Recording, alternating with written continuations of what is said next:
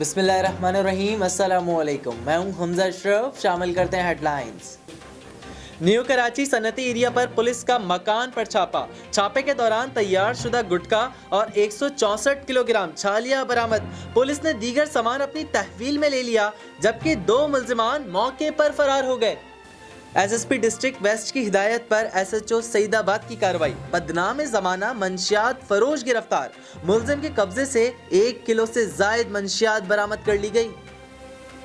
ایک طرف سندھ حکومت کی نااہلی، دوسری جانب کے الیکٹرک بھی کسی سے کم نہ رہی۔ نیو کراچی ایوب گوٹ میں گھر میں کرنٹ لگنے سے ایک شخص اپنی جان سے ہاتھ دھو بیٹھا، جاں بحق ہونے والے شخص کو عباسی ہسپتال منتقل کر دیا گیا۔ شخص کی شناخت نور عالم کے نام سے ہوئی۔